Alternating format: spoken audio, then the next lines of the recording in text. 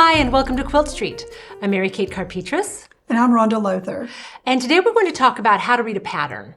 It seems like it should be kind of intuitive, but I think there are certain things in a quilt pattern that are really laid out, but there are also some things that we as pattern writers assume that you as a quilter know how to do. You understand the verbiage and the lingo and the techniques. And so we just sort of want to cover the basic pattern for the basic quilt that we're making in this series. Yes. And sort of point out some of those spots. And if you want to print out your own copy at home and follow along with us, or perhaps pull it up on your screen as a download, that would be a great way to kind of keep up and look at your own paper up close to see what we're doing.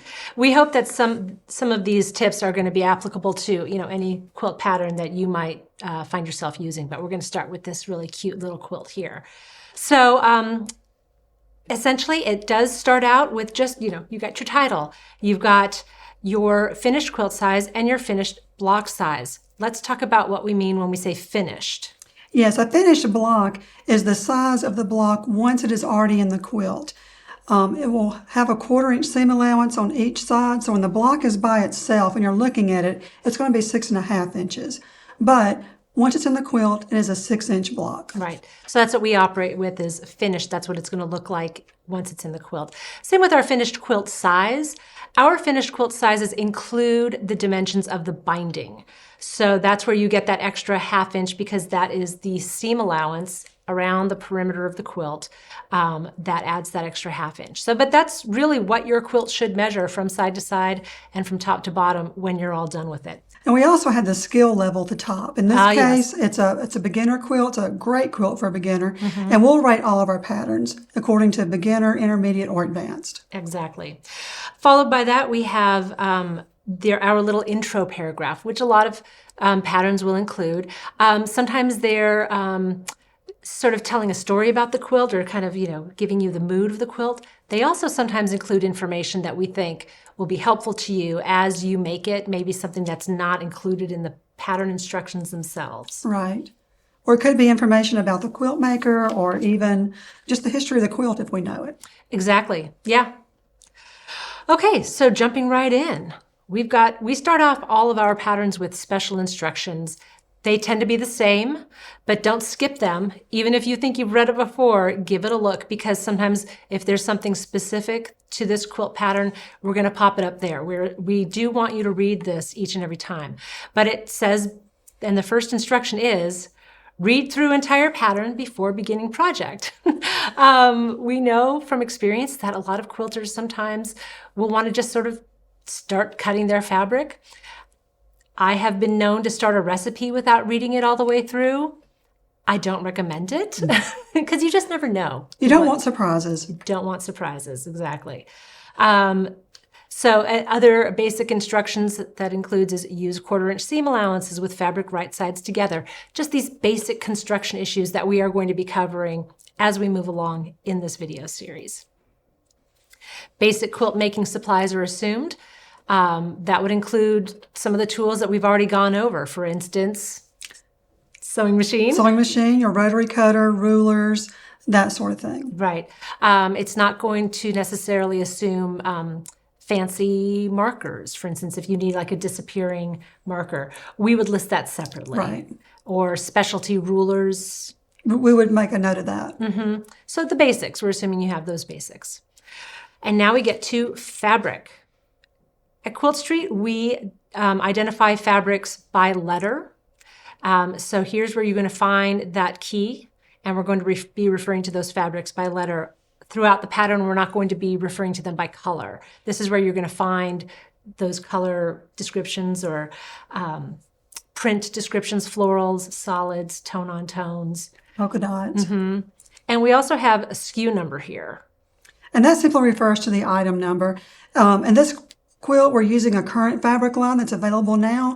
And so in case you want to use the exact fabrics we do, you can look them up by the SKU number. And that would be pertaining to something that we skipped over on the first page. What we talk about, the fabric is from the Vintage Flora by Maywood Studio. So that's where that information is. We include that information because we know that many quilters are attracted to a pattern based on the fabrics that are used in the pattern, and they want to make that quilt, which is fine, which is fantastic. And so that's when we'll include those SKU numbers when we have them, because they pertain to that particular line by that particular manufacturer. Sometimes they'll be there and sometimes they won't be there. No, most of the time they won't be there for the antique quilts because Right. we have no idea what fabric they used. They could have used fabric from a feed sack or even from clothing scraps. Right. So in those cases, we cannot refer to an exact SKU number. Right. But we can say green print, pink print, etc. To guide you along. Yes. And then we include the yardage for how much you're going to need to buy of each fabric. And we do bump up these quantities. So this is not the bare minimum that you need. We have taken into account the idea that you may decide to pre-wash your fabric, in which case it is going to shrink a little bit. You may need a little bit extra for insurance. So we round up to the best possible standard increment, right? Without being wasteful. Right. We don't want to ask you to buy too much fabric, but if you end up with a few inches left over, just know we did that on purpose to save you from, if you don't get to a quilt. So this has happened before. You buy the fabric with the best intentions of making it by Christmas. Christmas comes and goes and you don't quite get to it. And maybe you're not getting into it for months, by which point that fabric is no longer on the store shelves. Right. And if you make a mistake, if you miscut, if you misbought or something like that, you may not have any access to that fabric anymore. So we want to allow for, if you make a little miscut, you're going to still have a little bit extra to carry you through. We're looking out for you.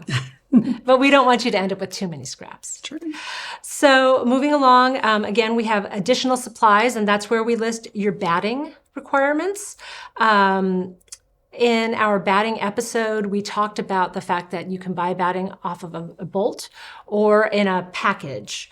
And oftentimes those packages are in these standard sizes that very often won't match up specifically to what you're seeing here in the pattern. A general rule of thumb is you want 10 inches extra all around as a whole, say 5 inches on each side, extra from your quilt top. So we've already done that math for you, and we tell you the size that you need. And so if you do have a really large bat or a piece of batting, it will be helpful, I think, to trim it down to the size listed, just so you're not wrestling with some extra material. Right, and it won't overhang the backing. True. Because we write the patterns so that the batting and the backings are the same measurements. So that's where you'll find that information. Getting down to the cutting. Now you get to start cutting your fabric. Well, after you've read through the whole thing, but we're talking about cutting here. We include some acronyms that we think you might need going through the pattern with the fabric, WOF, length of fabric, LOF, as we've discussed before. And then we list, again, the fabrics by letter. We're not listing them by color anymore. You're not going to see it in this pattern because we only have one strip or one dimension being cut from each fabric. However, in a lot of patterns, you might be cutting a variety of different sizes of strips or patches from the same fabric. Cut the fabric in the order that it's listed under the cutting instructions. Generally speaking, we're going to have you cut the largest patches first, even if those are border strips that you're not going to get to for a long time, because those are the largest. So generally speaking, we have you cut the largest, going down to the smallest, and we're trying to take into consideration maybe if you might have a chunk left over, that you're going to then go to that chunk to cut even smaller patches. Again, we don't want to waste your money, and we don't want you to waste your money or your fabric. Yeah. So just, cut your fabric in the order that it's given. In this in this pattern, you only have one dimension being cut from each fabric though. And it'll say cut 8 strips, 2.5 inches by WOF with the fabric. So you're just cutting it straight across. So those are the places where we kind of assume certain things that you might know, and we're also giving you some specifics. When we get into the block assembly and the quilt assembly, we're laying things out as specifically as we possibly can. Exactly. And we're doing that both in language with words in the text, as well as with our illustrations, with our diagrams. True. Some people learn and absorb better via text, and other people are more visual. So we try to give as much information as possible in both the text and the diagrams. And they work together well. What works best for you when you're reading a pattern? A lot of times I'll read through the text first to make sure I have an understanding of what I'll be doing, but then I'll just look at the diagram to say, okay, I'm making a 2.5-inch cut here. And that's what I do. And you'll see the A, B labeled on this first set, and those just refer to the fabrics, fabric A and fabric B. And we're going to call those out with those letters the first time they appear in a diagram. So you'll see the A is here, A is not down here because it's the same. It's the same color. So we're relying on the fact that those are the same color going forward. And then we talk about the dimension that you're going to be cutting these units from this strip set. If you don't understand what that means, it's described more in the text above. So again, we're trying to give you as much information as we can in each place. And in quilting, it's so important which way you press the fabric once you've sewn it together. And so we also have pressing arrows on the diagrams.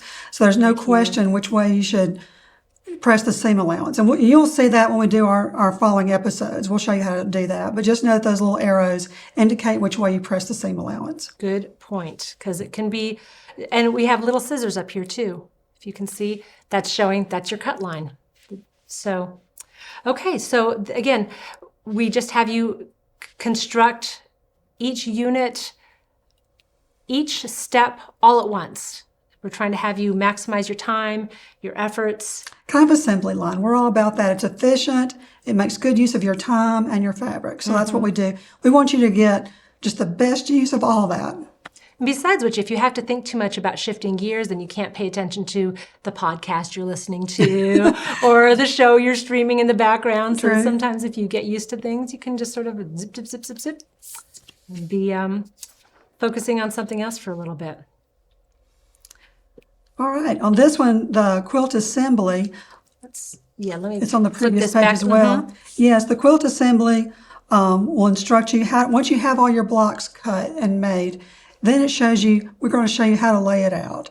And we will have you lay it out in rows first and make those rows and then join the rows together. And once again, we're using pressing arrows to show you which way you should press your fabric.